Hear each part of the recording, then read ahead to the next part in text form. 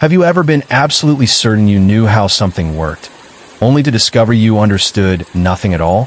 Vecna materialized on the edge of the Kronos sector with the confidence of someone who had done this 1,000 times before. New universe, new rules, but the fundamentals were always the same. Identify the power structures, find a weak points, infiltrate key positions, manipulate from within, and eventually claim control. Simple, elegant, proven effective across multiple realities. The Kronos sector was perfect for his purposes. 20 Imperial worlds on the eastern fringe, far from Terra's direct oversight, poorly defended, and administered by officials more concerned with their own comfort than Imperial efficiency. It was exactly the kind of target Vecna specialized in, important enough to be worth conquering, but neglected enough to be vulnerable. He began with reconnaissance. Using magic to disguise himself as a wandering scholar, Vecna spent weeks studying the sector's political landscape. He identified the key players: Sector Governor Matthias Crone, a corrupt administrator more interested in collecting bribes than enforcing imperial law; Lord Admiral Vestera, commander of the sector's small naval forces, ambitious and resentful of being assigned to what she considered a backwater posting; Fabricator Locum Hexus, the senior Mechanicus representative, obsessed with discovering ancient technology and willing to bend regulations to acquire it. All of them had weaknesses. All of them could be manipulated. Can you imagine looking at a complex political system and seeing it like a puzzle with obvious solutions? Vecna began his infiltration carefully. He approached Governor Crone through intermediaries, offering business opportunities, which was imperial code for organized corruption. Vecna provided Crone with off-world luxuries and rare artifacts, building trust over months. Once the relationship was established, Vecna began making suggestions. Promote this official, transfer that officer, approve this construction project. Small changes that individually meant nothing, but collectively shifted power structures in Vecna's favor. With Lord Admiral Vestera, Vecna used a different approach. He fed her information about hidden threats in neighboring sectors, threats that didn't actually exist, but seemed credible enough to justify military preparations. Vestera, eager to prove her worth, began mobilizing forces and requesting additional ships. Her ambition made her useful, and her isolation from other imperial authorities made her vulnerable to manipulation. Fabricator Locum Hexus was the easiest. Vecna simply let him discover a cache of pre-imperial technology, actually mundane items Vecna had enchanted to appear ancient and significant. Hexus became obsessed with studying the artifacts, which gave Vecna access to Mechanicus facilities and databases. Within 6 months, Vecna had positioned himself as an invisible hand controlling the sector's 3 most important officials. None of them knew about the others. None suspected they were being manipulated by the same entity. It was textbook infiltration, executed flawlessly. Vecna began the next phase, consolidating control. He arranged for Governor Crone to accidentally discover evidence of corruption among officials who weren't loyal to Vecna. These officials were purged, replaced by people Vecna had carefully selected. He convinced Lord Admiral Vestera to reorganize her command structure, placing officers favorable to Vecna in key positions. He guided Fabricator Locum Hexus toward research projects that would benefit Vecna's long-term plans. The sector was coming under his control piece by piece, and no one even knew he existed. In another few months, maybe a year, Vecna would effectively rule the Kronos sector while remaining completely invisible to Imperial oversight. It was perfect, or so he thought. Have you ever built something elaborate and beautiful, only to watch it destroyed by something you never saw coming? The Tyranids arrived on a Tuesday. Not that Tuesday meant anything. The Imperium used different calendar systems for different sectors, and time was mostly tracked by arbitrary Imperial dates. But Vecna would always remember it as a Tuesday, because that was when his entire operation collapsed in a single day. The warning came through Mechanicus sensors first. Massive bio-ships appearing at the sector's edge, moving with purpose toward the inhabited worlds. Fabricator Locum Hexus contacted Vecna immediately, his mechanical voice carrying uncharacteristic panic. Unknown Xenos fleet detected. Configuration matches Tyranid Hive ships.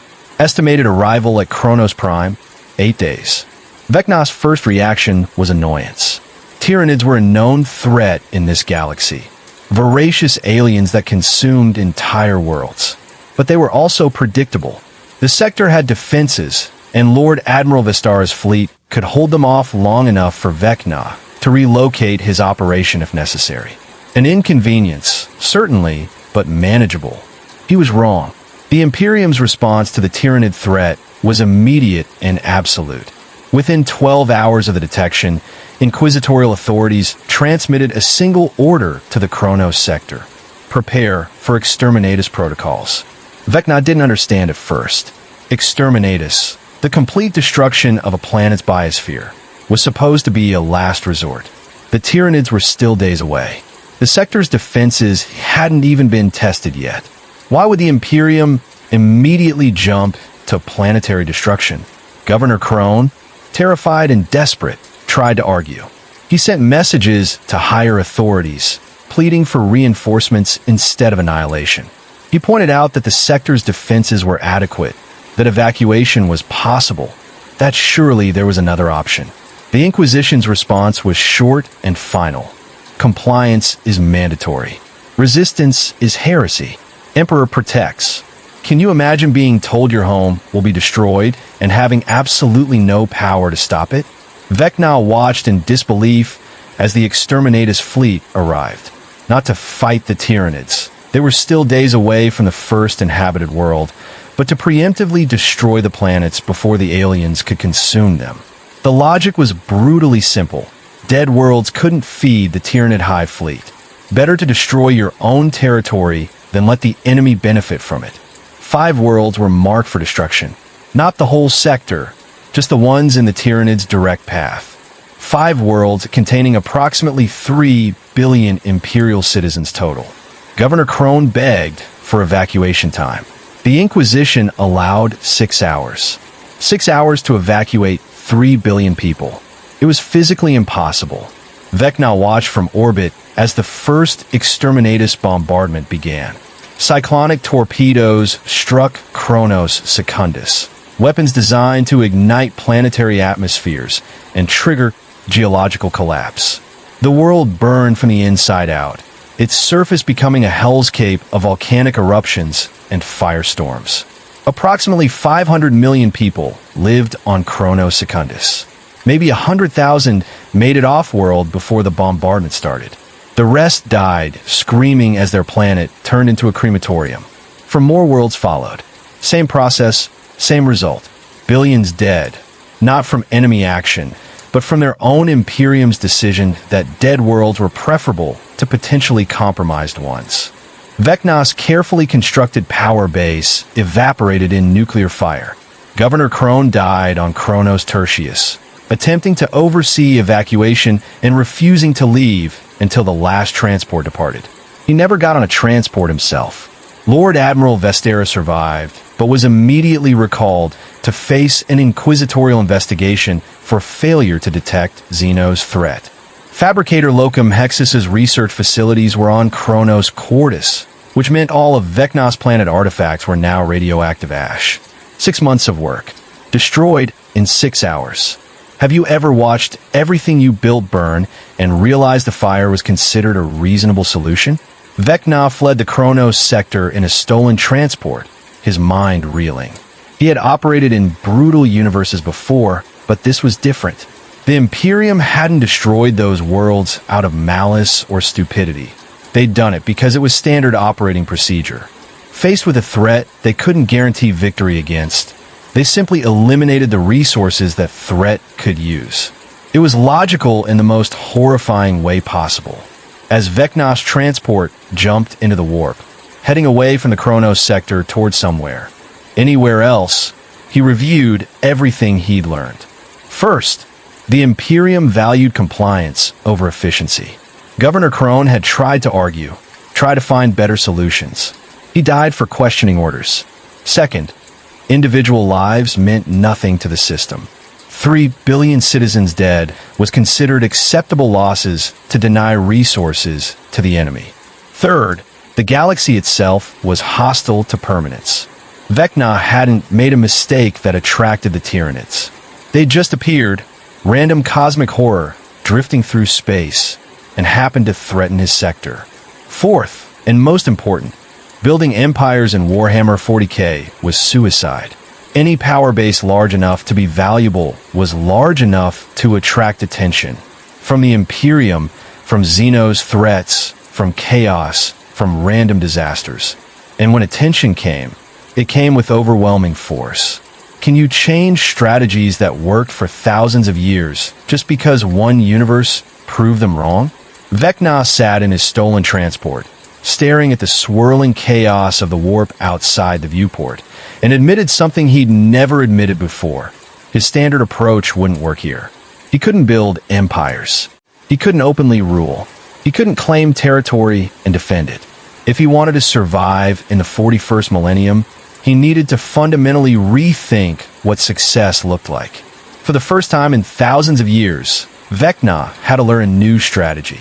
Not conquest, not domination, but something he'd never actually practiced before. Survival through invisibility. Power through irrelevance. Victory through outlasting everyone stupid enough to claim obvious success. It went against everything he'd built his identity on. But the alternative was dying like Governor Crone, screaming defiance while the world burned around him. Vecna made his decision. He would adapt, learn, change, and most importantly, he would survive. No matter how long it took, no matter what it cost. Because in a galaxy this hostile to permanence, survival was the only victory that mattered. Have you ever tried to rebuild after losing everything, only to discover you're making the exact same mistakes again?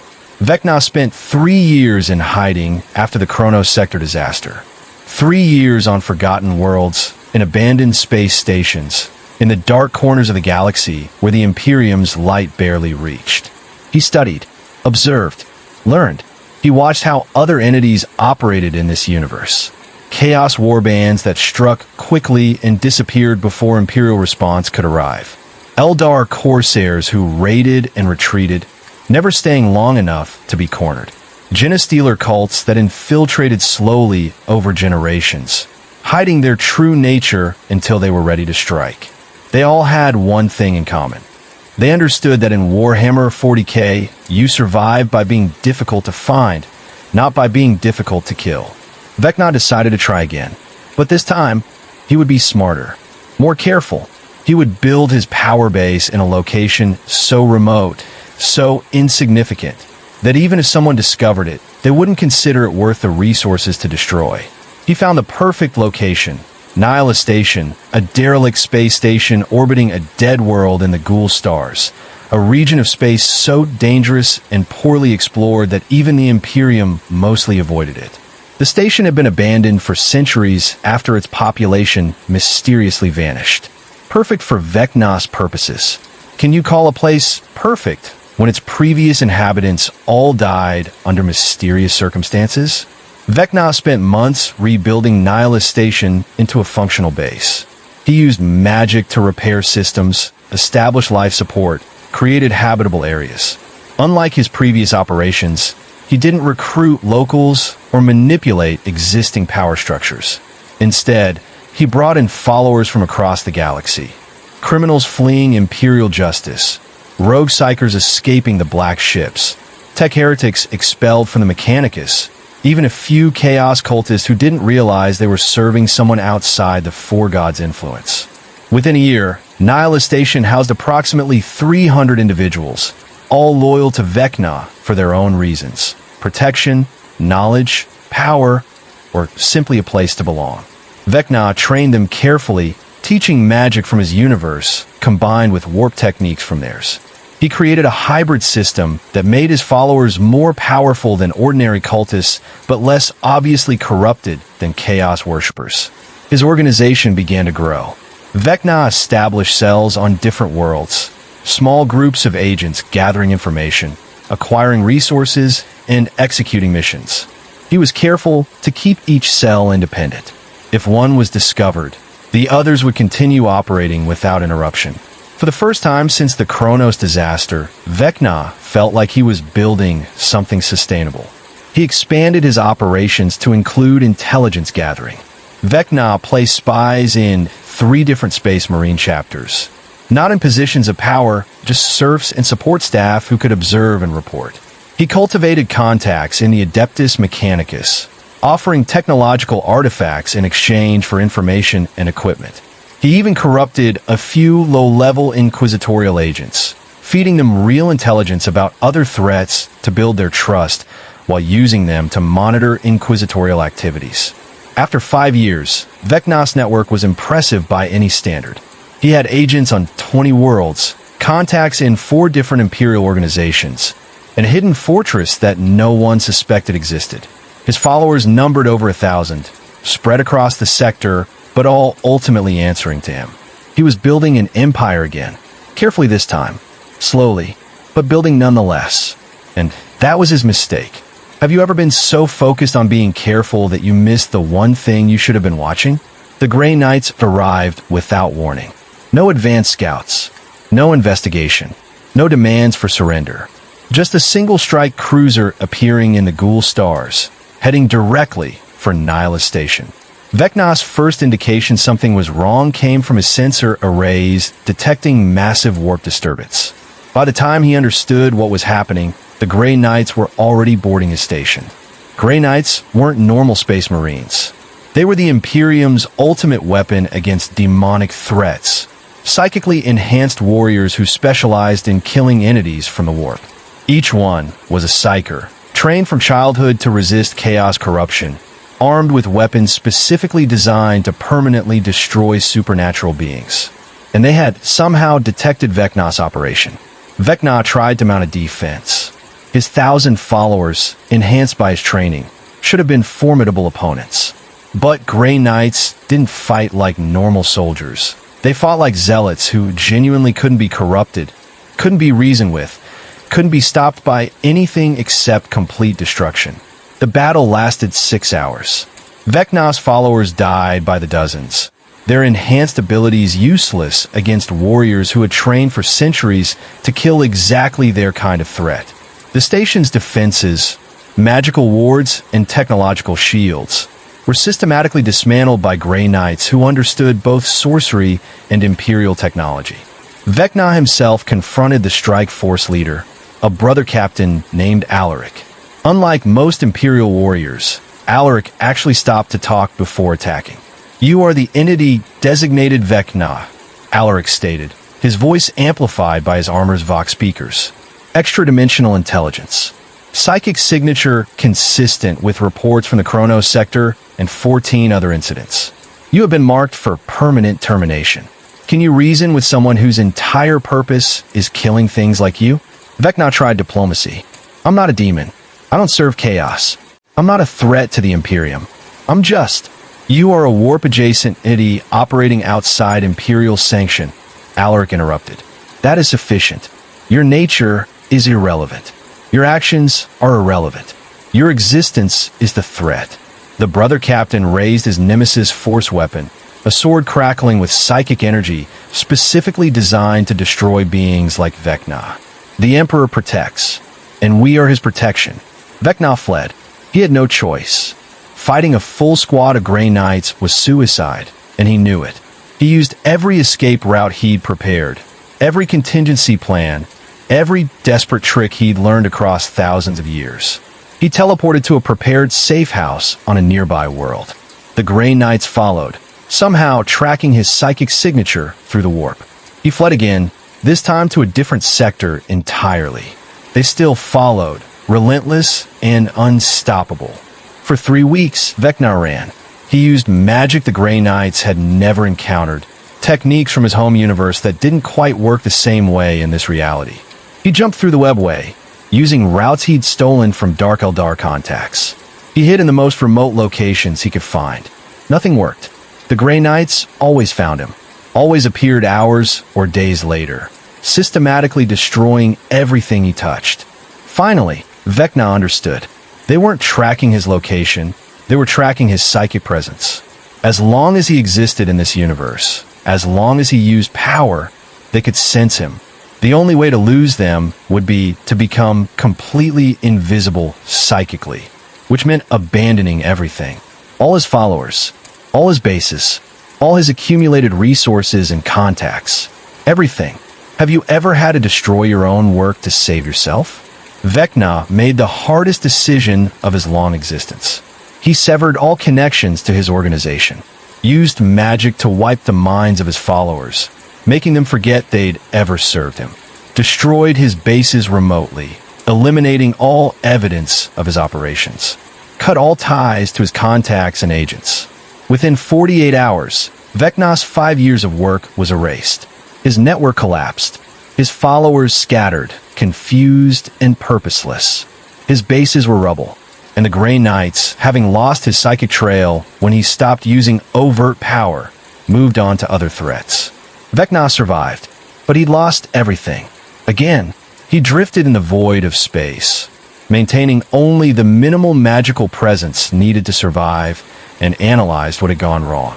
The Grey Knights had found him because his operation had become large enough to generate a noticeable psychic signature. 1,000 enhanced followers using hybrid magic war techniques created a psychic resonance that specialized hunters could detect from across the sector. He'd made the same mistake as before. He'd built something impressive, something powerful, something valuable. And valuable things attracted attention. The Imperium had survived for 10,000 years by developing hunters for every possible threat. Inquisitors for heretics, Deathwatch for Xenos, Grey Knights for demons and warp entities. And those hunters were relentless, well-equipped, and impossible to negotiate with. Can you win a game where success itself makes you lose? Vecna realized he needed to change his entire approach. Not just be more careful, but fundamentally reimagine what success meant in this universe. He couldn't build organizations. Too visible. He couldn't accumulate followers. Too detectable. He couldn't establish permanent bases. Too vulnerable. So what could he do? The answer came slowly, painfully, against every instinct he developed over thousands of years of conquest. He could be small, scattered, temporary, irrelevant by design. Instead of one powerful organization, he could have dozens of tiny operations that individually meant nothing. Instead of loyal followers, he could have disposable agents who didn't know who they really served. Instead of permanent bases, he could maintain nothing and move constantly. It was the opposite of everything Vecna had ever done. It meant giving up pride, giving up obvious success, giving up the satisfaction of ruling. But it meant survival. And as Vecna floated in the void, invisible and powerless and alone, he made his choice. Survival over pride. Invisibility over power. Patience over conquest. He would become a ghost. A rumor. An anomaly so scattered and inconsistent that even when detected, he wouldn't seem worth the resources to hunt. It was humiliating, but it was the only path forward. The old Vecna would have fought, would have rebuilt bigger, stronger, better defended. This Vecna had learned a new lesson. In Warhammer 40k, the only way to win was to never be important enough to lose. Have you ever had to become the opposite of everything you believed in just to survive? Vecna spent the next decade rebuilding his approach to existence in Warhammer 40k. Not rebuilding his empire. He'd learned that lesson twice now. Instead, he rebuilt his philosophy, his methods, his very concept of what success looked like. The new Vecna didn't build fortresses. He rented rooms in hive cities under false names, stayed for a few weeks, then moved on. He didn't recruit armies of followers. He cultivated individual contacts, people who owed him favors, needed his knowledge, or could be manipulated for specific tasks. Most importantly, he never told any of them who he really was.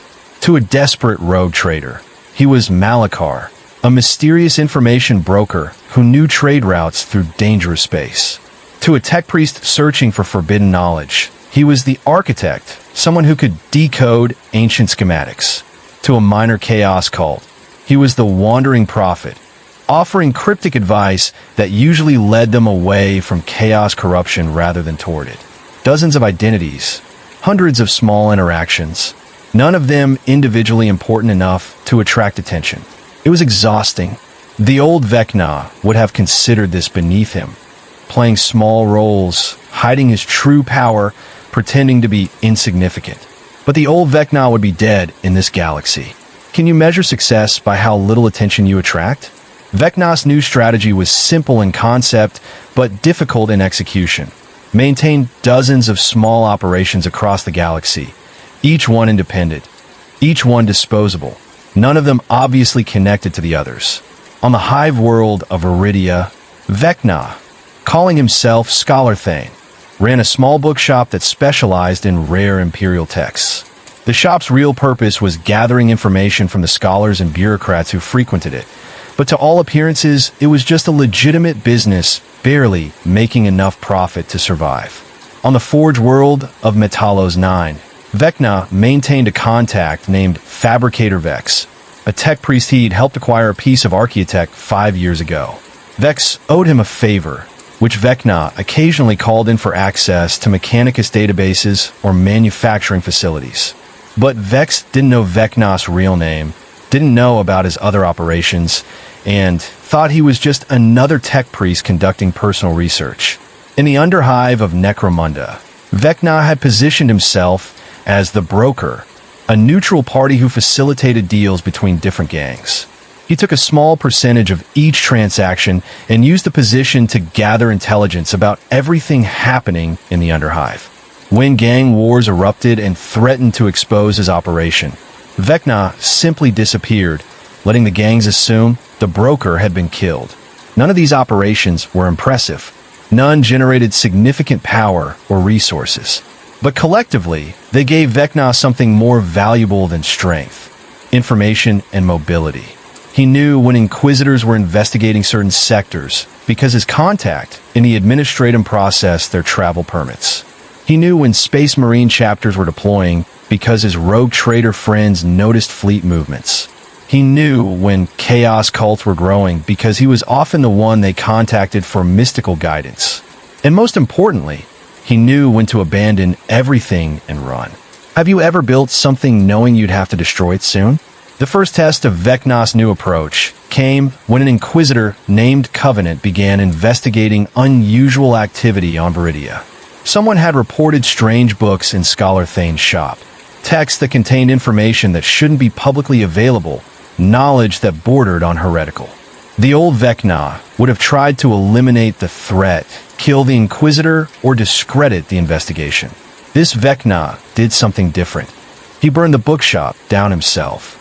It took him 3 hours to remove anything valuable, plant evidence suggesting the fire was an accident caused by promethium lamp failure, and disappear into Viridia's population of billions. By the time Inquisitor Covenant arrived to investigate, there was nothing to find except ashes and a reported casualty list that included Scholar Thane, presumed dead. Covenant investigated for 2 weeks, found no evidence of heresy, and moved on to other concerns. Vecna watched from across the city, living under a new identity, already establishing a new operation. He lost months of work and valuable contacts, but he was alive, undetected, free to continue. The bookshop had been disposable. His survival wasn't. Can you call it victory when you set fire to your own success? Vecna refined this strategy over the next several years. He created a pattern, established small operation, use it until it showed any signs of attracting attention, abandon it completely, move to a different world, start again under a new identity. Some operations lasted months. A few lasted years. 1. A position as an advisor to a minor planetary governor. Lasted only 3 weeks before Vecna noticed an inquisitorial agent asking questions about the governor's new advisor. He fled before the agent even confirmed he was investigating Vecna specifically. Better to run from shadows than wait to confirm they were real threats. This approach required accepting losses constantly. Vecna abandoned resources, contacts, plans, and opportunities with ruthless regularity. Every time he built something approaching useful, he destroyed it and started over. It was maddening, inefficient, humiliating, but it worked. While Vecna practiced strategic retreat, he watched other entities in the galaxy make the mistakes he'd learned to avoid. The patterns were consistent and tragic. A chaos warband called the Crimson Reavers conquered 47 worlds in the Calixis sector over a 15-year campaign. They declared themselves a new empire, announced their defiance of the false emperor, and began fortifying their territory.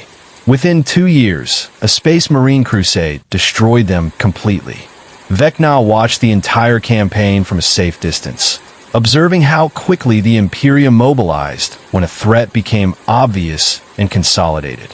Have you ever watched someone make your old mistakes and felt grateful you'd already learned that lesson? An ambitious Necron overlord named Amentek awakened his dynasty early, emerging from stasis after only 60 million years instead of the planned 65 million. He immediately began reclaiming his ancient territory, attacking Imperial worlds with overwhelming technological superiority. For 5 years, Amentek seemed unstoppable. His warriors couldn't be permanently killed.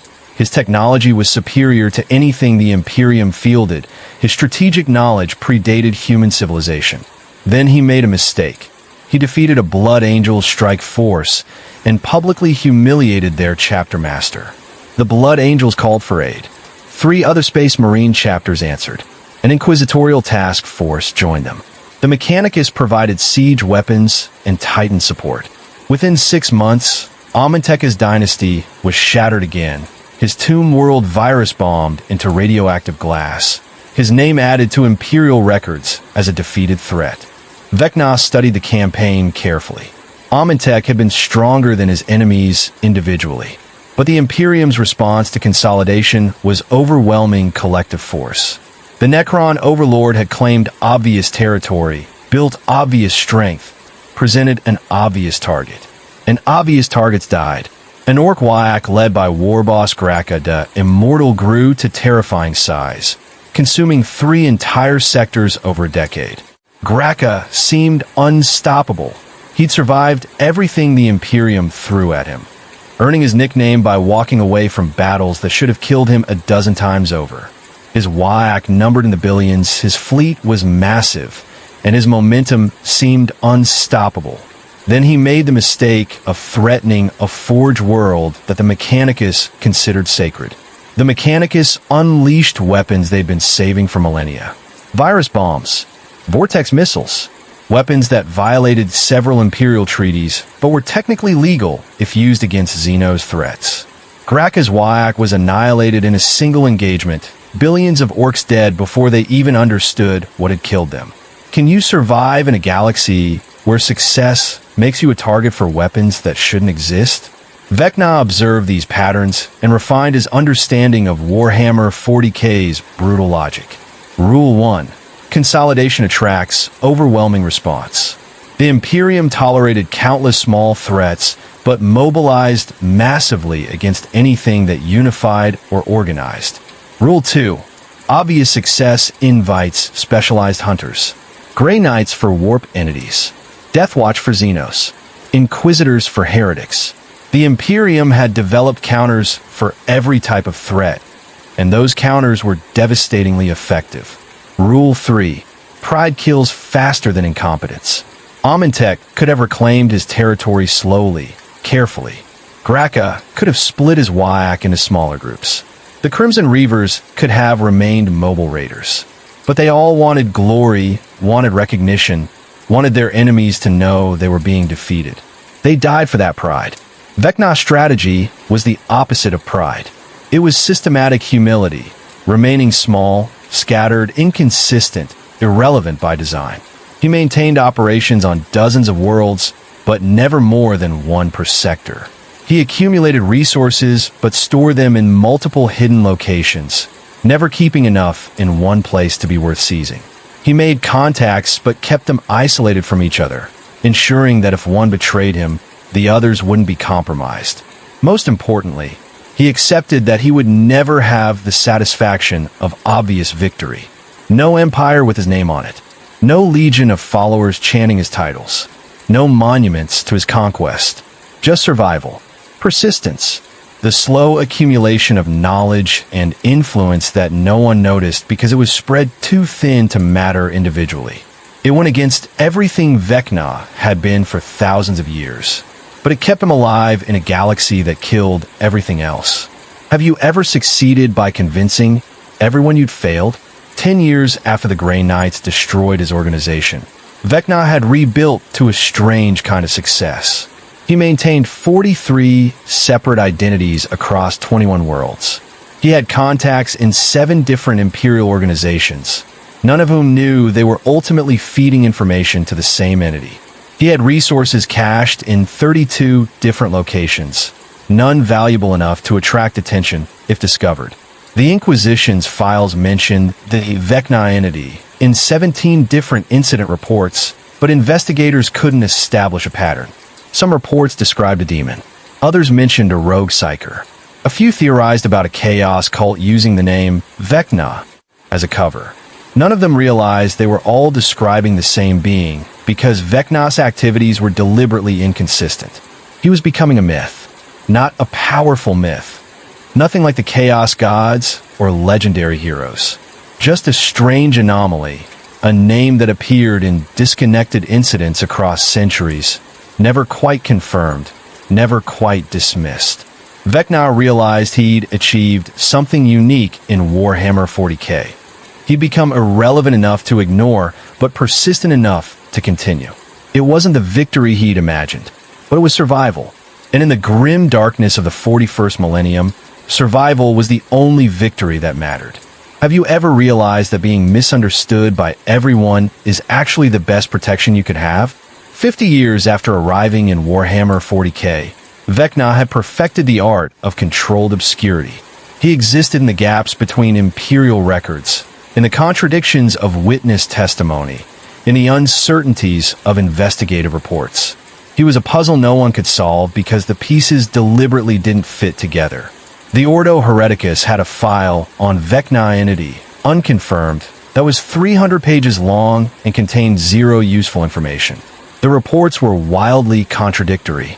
A chaos cult on Mordia claimed they'd been visited by Vecna, demon prince of Tsench, who taught them reality-warping sorcery. Except the sorcery they learned actually made them easier to detect and eventually led to their capture by the Inquisition. A tech priest on Griffin 4 reported encountering Vecna, ancient Tan Shard, who possessed knowledge of pre-Imperial technology. Except the technology turned out to be cleverly disguised Imperial-era equipment with no Xenotech components. A traumatized guardsman from the Vostroyan Firstborn swore he'd seen Vecna, the undead reaper, on a battlefield, raising fallen soldiers as zombies. Except investigation revealed the zombies were actually still living soldiers affected by a localized hallucinogenic gas leak.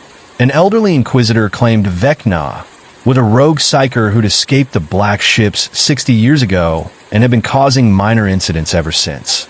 Except the timeline didn't match any other reports, and the psyker in question was confirmed dead in an unrelated incident. Can you hide in plain sight by making sure everyone sees you differently? 3 different inquisitors were assigned to investigate the Vecna problem over a 50-year period. All 3 reached different conclusions. Inquisitor Helmar determined that Vecna was a mimetic threat, an idea that spread through Imperial space, causing various individuals to adopt the identity and commit acts of heresy. His recommendation: ignore individual incidents. Focus on disrupting the spread of the name itself. Inquisitor Valdane concluded that Vecna was actually several different entities who happened to share similar modus operandi. Coincidence and pattern seeking in human psychology created the illusion of a single threat. Her recommendation: treat each incident separately. Stop looking for connections that don't exist. Inquisitor Kovash believed Vecna was a sophisticated Eldar plot. Multiple Xenos operatives using a human-sounding name to sow confusion and misdirect Imperial resources. His recommendation: increased vigilance against Eldar infiltration, particularly in sectors where Vecna incidents occurred. All 3 were partially right and completely wrong. There was one Vecna, but his deliberate inconsistency made unified theory impossible. The confusion protected him better than any fortress ever could. Have you ever hidden by being so confusing that people decided you weren't worth understanding?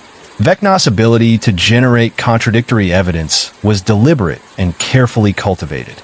He appeared to different groups as whatever they most expected to see.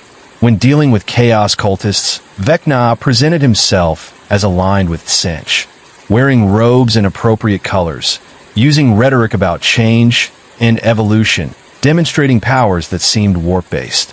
But the teachings he provided always contained subtle flaws that made the cultists easier for the Inquisition to detect. He was burning chaos from within by appearing to support it. When encountering tech priests, Vecna claimed to be a fragment of ancient technology, perhaps a malfunctioning AI or corrupted data spirit. He provided real technical knowledge, things that helped the Mechanicus without violating their protocols, while maintaining the appearance of being a machine intelligence rather than a living entity. When spotted by Imperial military forces, Vecna used necromantic magic that made him appear to be a minor Xenos threat or rogue psyker. He'd manifest undead servants for a brief engagement, then disappear, leaving behind evidence that matched whatever theory investigators would find most believable. Each identity was carefully crafted to be plausible, but not quite right. Investigators would find evidence supporting one theory, then evidence contradicting it, then evidence supporting a completely different theory. Eventually, most gave up trying to understand what Vecna actually was and just cataloged incidents without drawing conclusions. The Imperial bureaucracy's love of categorization worked against it. If something didn't fit neatly into established categories, clerks would often simply file it as unresolved and move on. Vecna had become an unresolved entity, forever investigated, never understood, always remaining just mysterious enough to avoid being worth the resources of a serious purge. Can you be too confusing to kill? But Vecna's greatest protection came from something he hadn't anticipated. He was becoming useful to certain Imperial factions. A radical inquisitor named Eisenhorn, someone who believed in fighting chaos with chaos's own weapons, began deliberately seeking Vecna contacts. Eisenhorn had read the contradictory reports and reached an interesting conclusion. Whatever Vecna was, he seemed to oppose genuine chaos corruption despite appearing chaos-aligned. The cultists Vecna taught were always easier to catch. The knowledge he provided never led to actual demonic incursions. Eisenhorn began leaving coded messages in places where Vecna might find them, essentially asking for consultation on complex cases. And Vecna, recognizing the opportunity, occasionally responded. Not directly, that would be too obvious, but through intermediaries, anonymous tips, and carefully planted evidence. It was a strange relationship. Eisenhorn knew he was dealing with something non-imperial. Vecna knew Eisenhorn would kill him if they ever met face-to-face. But they had compatible goals. Both wanted to undermine genuine chaos threats, and both were willing to use unconventional methods. This relationship gave Vecna something precious, a reason for certain inquisitors to avoid looking too hard for him. If the Vecna entity occasionally provided useful intelligence about real threats, perhaps it wasn't worth the resources to hunt down. Perhaps it could be tolerated as long as it remained useful. Vecna had achieved the impossible. He'd made himself valuable to the Imperium while remaining fundamentally opposed to everything it stood for.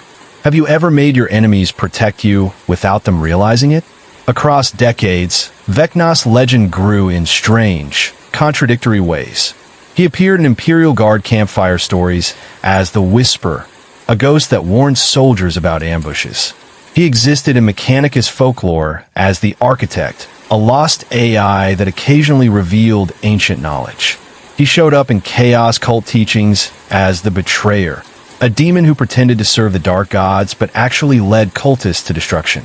None of these stories were completely true. All of them were partially accurate. The confusion reached absurd levels when two different inquisitors investigating different incidents both concluded they were hunting Vecna, met to compare notes, and couldn't agree on basic facts about their target. One described an entity using necromantic magic. The other described something using warp sorcery. One reported a skeletal appearance. The other claimed it was shapeless energy. One said it opposed chaos. The other insisted it served sench. Their joint report to the Inquisitorial Conclave concluded, the entity known as Vecna may be multiple unrelated beings, or maybe a single entity capable of radical transformation, or maybe a mimetic phenomenon with no physical existence. Further investigation recommended, but not prioritized given limited resources and higher priority threats. Translation: we have no idea what this is, and we're not going to waste time figuring it out when there are bigger problems. Vecna read a copy of that report, obtained through one of his administrative contacts, and smiled. He'd achieved perfect obscurity, known enough to be recorded, mysterious enough to be ignored. Can you measure success by how little anyone understands you? But Vecna's strategy wasn't just defensive. He'd learned to use his mythical status as a tool. When a Chaos warband calling themselves the Heralds of Vecna began operating in the Gothic sector, claiming to serve him as their Dark Master, Vecna didn't try to stop them. Instead, he fed them information that led them directly into Imperial ambushes. The warband was destroyed within months, but their existence added another layer to the Vecna mythology and demonstrated again that anything claiming to serve Vecna tended to fail spectacularly. When a group of radical tech priests formed a secret society to seek the architect's wisdom, Vecna provided them with knowledge that was genuinely useful. Ways to repair ancient technology, interpretations of corrupted data files, solutions to unsolvable equations. But he also ensured that none of the knowledge was heretical enough to get them executed. The society continued to exist, providing Vecna with access to Mechanicus resources while reinforcing the idea that Vecna was some kind of beneficial anomaly rather than a threat. When Imperial propagandists needed a boogeyman to blame for unexplained incidents, they sometimes used the Vecna entity as a catch-all explanation. Ship disappeared in the warp? Probably Vecna. Ancient tomb world activated unexpectedly? Might be Vecna. Mysterious knowledge appearing in places it shouldn't? Sounds like Vecna.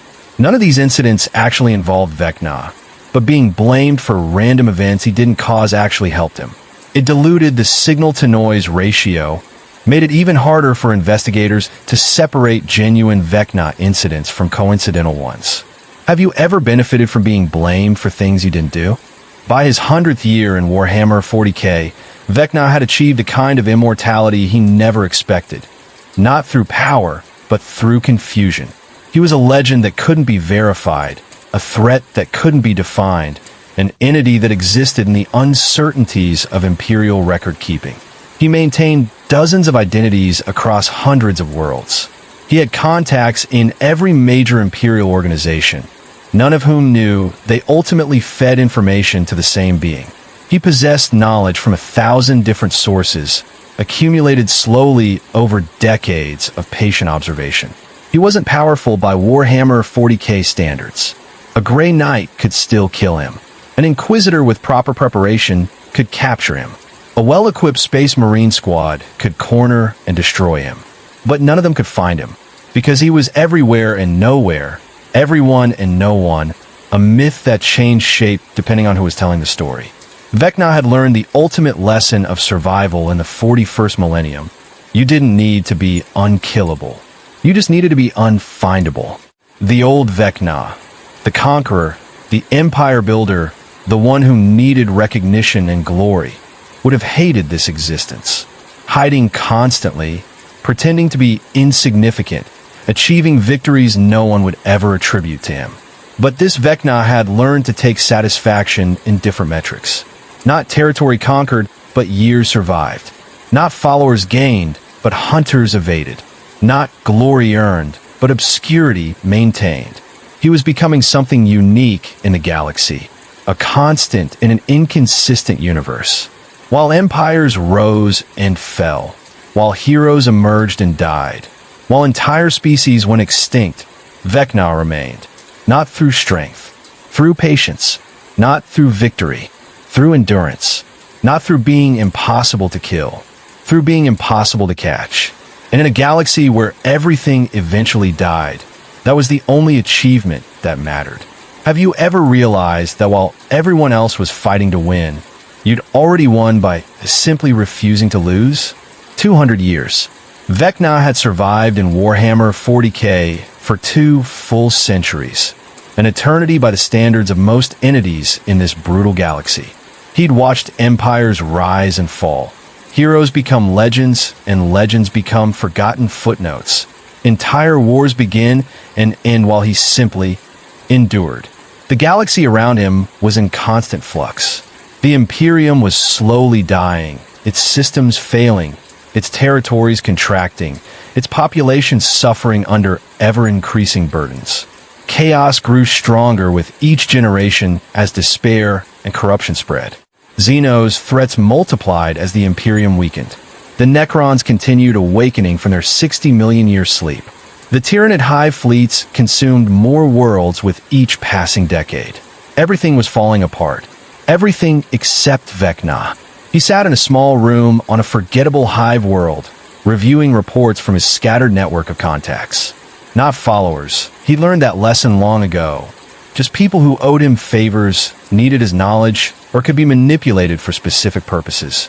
Most of them didn't even know his real name.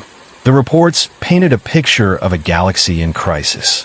3 more Space Marine chapters declared extinct in the past decade. Their gene seed lost, their histories ending not with glorious last stands, but with quiet bureaucratic notation in Imperial records.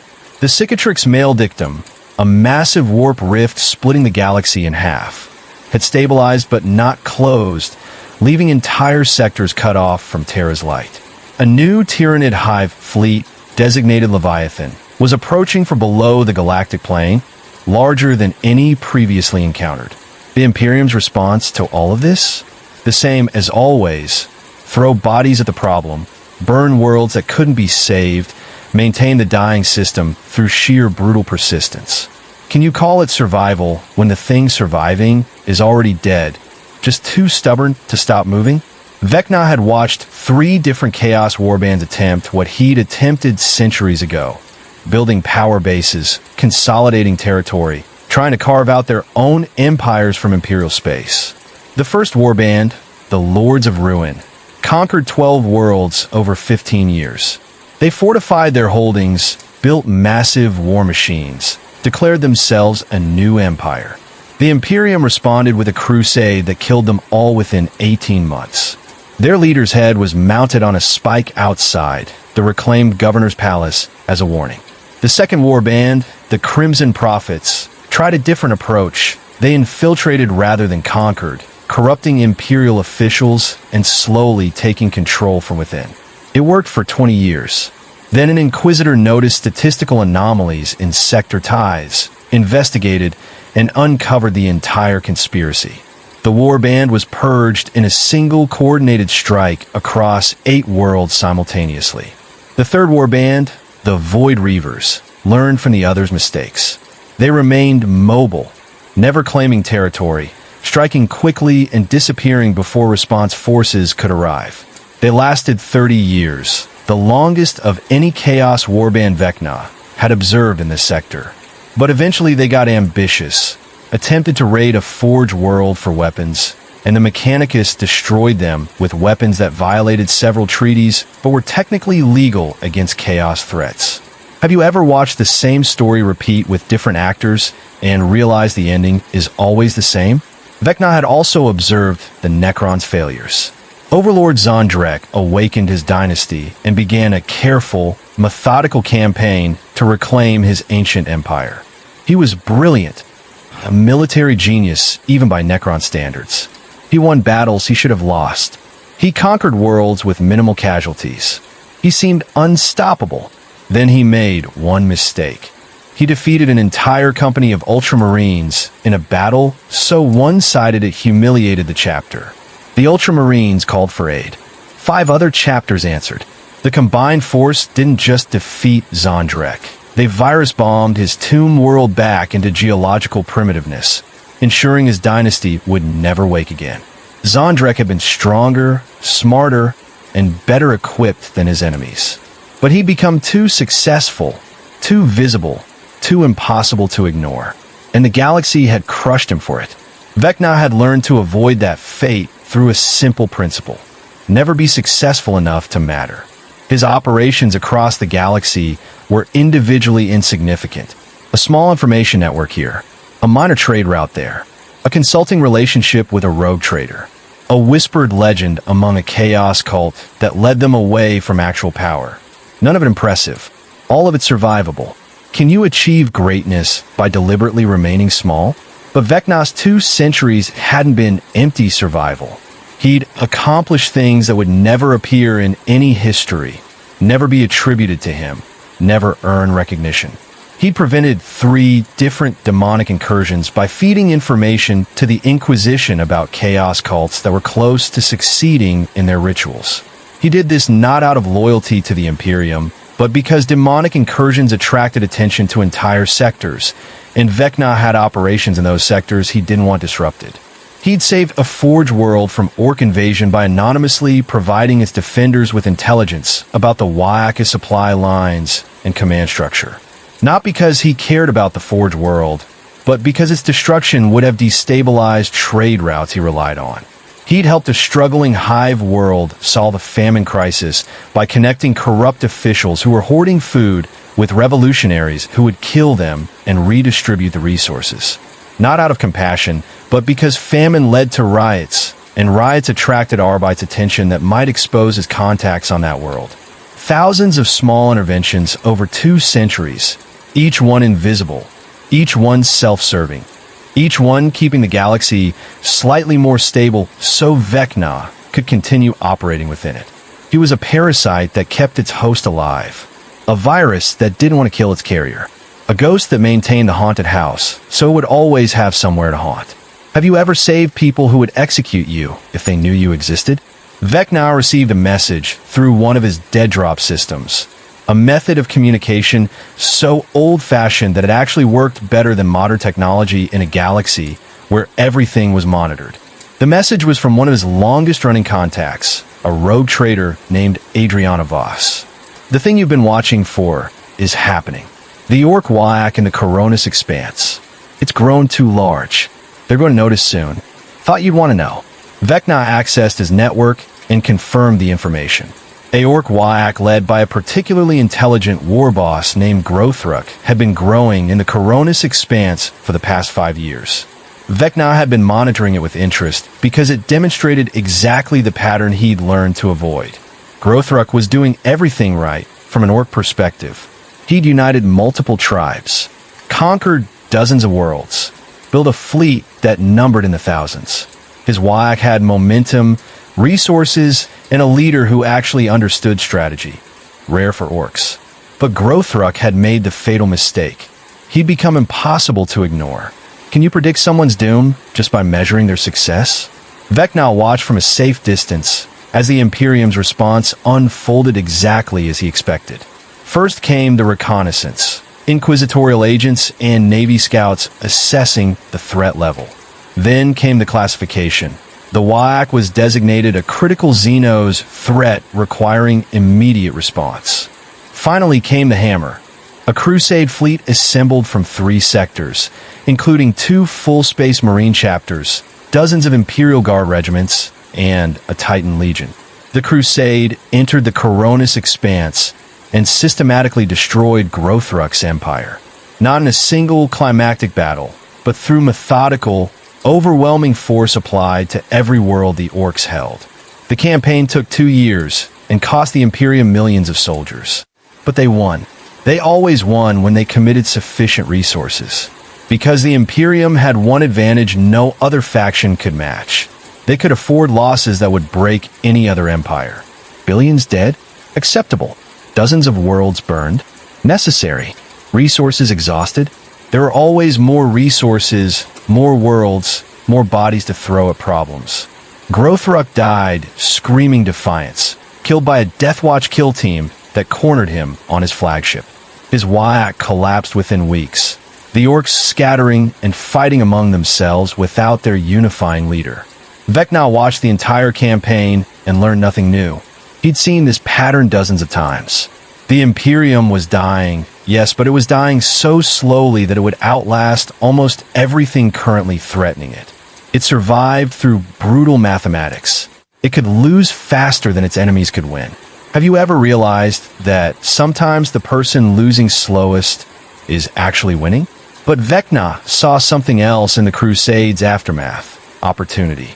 The Imperium had committed enormous resources to destroying Growthruck's whack. That meant other sectors were understaffed, other threats ignored, other problems festering. Vecna adjusted his operations accordingly. He moved resources into regions the Imperium had temporarily abandoned. He established new contacts on worlds where Imperial oversight had weakened. He exploited the gaps in coverage that always appeared when the Imperium focused on one major threat. Not aggressively, not obviously, just small, careful movements that individually meant nothing, but collectively strengthened his position. This was how Vecna had survived for 2 centuries, by understanding the galaxy's rhythm. The Imperium operated in cycles: focus on a threat, mobilize overwhelming force, crush it, then slowly recover while new threats emerged. The trick was operating in the recovery phases, the moments of distraction, the gaps between crusades. Can you win by finding the spaces between your enemy's victories? Vecna's network sent him a report that made him pause. An inquisitor named Greyfax was investigating persistent anomalies across the sector. The investigation seemed focused on cases where Imperial doctrine had been violated, but outcomes were unexpectedly positive. Corruption exposed and eliminated, disasters prevented, resources redistributed. Someone was noticing the pattern of Vecna's interventions. The old Vecna, even the Vecna from 100 years ago, would have tried to eliminate this threat, kill Greyfax, or discredit her investigation. But this Vecna had learned patience and perspective. He did nothing, just watched. Greyfax investigated for 3 years. She found evidence of manipulation, of external influence, of someone or something operating within Imperial space with unclear motives. But she never found Vecna himself. He was too scattered, too inconsistent, too careful never to leave clear trails. Eventually, Greyfax's investigation concluded with a report to the Inquisitorial Conclave. Evidence suggests the presence of an unidentified entity or entities operating across multiple sectors. Motives unclear, but outcomes generally align with Imperial interests. Recommend continued observation, but not active purge given limited evidence of genuine heresy and current resource constraints.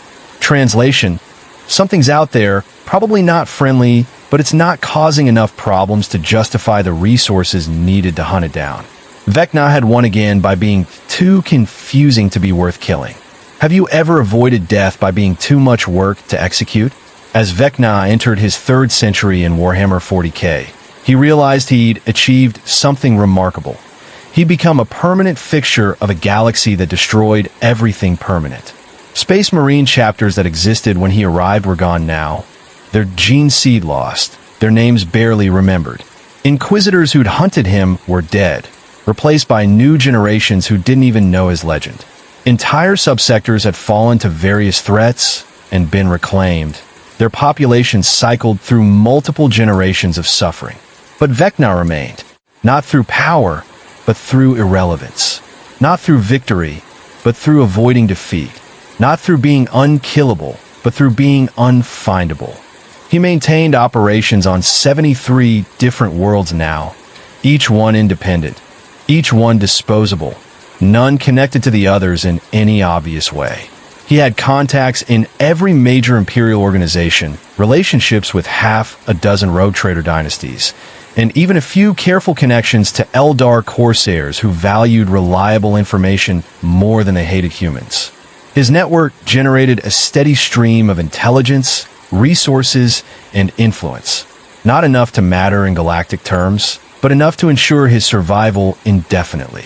Vecna sat in his forgettable room on his forgettable hive world and reviewed his situation with the detachment of someone who'd lived too long to feel urgency. He would never rule the galaxy. The Imperium would never fall to his schemes. No one would ever sing songs of his victories. He would die unknown, unmourned, probably unmissed. But he would die on his own terms, after surviving longer than empires, after outlasting would-be conquerors, after proving that the greatest achievement in a dying galaxy wasn't power, it was persistence. Can you call it victory if you're the last one standing simply because everyone else fell? Vecna thought about the entity he'd been when he first arrived. The conqueror, the empire builder, the one who measured success by dominion and recognition. That Vecna would be ashamed of what he'd become. A ghost, a rumor, an insignificant anomaly that survived by being too small to notice. But this Vecna had learned different metrics. He measured success by years survived, hunters evaded, operations maintained. He took satisfaction not in glory, but in persistence, not in recognition, but in obscurity. He would never be remembered as a legend of power, but he would be whispered about in inquisitorial files, mentioned in fragmentary records, theorized about by scholars who couldn't quite prove he existed. He was becoming exactly what he needed to be, a myth that outlasted everyone who tried to verify it. The 41st millennium was ending. Slowly, perhaps, but ending nonetheless. The galaxy was splitting apart. The Imperium was failing. Chaos was rising. The Necrons were awakening. The Tyranids were closing in. Everything pointed toward collapse. And Vecna would be there to watch it happen. Would survive the end just like he'd survived everything else. Would continue existing in the cracks and shadows of whatever came next. Because he learned the ultimate lesson of Warhammer 40k. Survival isn't about being the strongest. It's about being the hardest to kill. Conquest isn't about territory. It's about time. Victory isn't about glory. It's about outlasting everyone stupid enough to seek glory. In the grim darkness of the far future, there was only war. But Vecna had learned to survive the war by never being important enough to fight. And that finally was enough. 500 years after Vecna first arrived in Warhammer 40k, an inquisitorial researcher named Halbrecht was compiling a comprehensive encyclopedia of persistent anomalies across the Imperium. In a footnote on page 4847, he wrote, Vecna entity, unconfirmed, referenced in 847 separate incidents across 600 plus years. No consistent description. Possible explanations. 1. Multiple entities using same designation. 2. Mimetic phenomenon with no physical reality. 3. Clerical error propagated through generations of record keeping. 4. Actual entity possessing radical adaptability. Conclusion. Insufficient evidence for definitive classification. Recommend. File under persistent mysteries and continue passive observation. Somewhere in the galaxy, in a room on a world whose name didn't matter, Vecna read a copy of that footnote and smiled. He'd survived long enough to become boring. In Warhammer 40k, that was the greatest victory possible.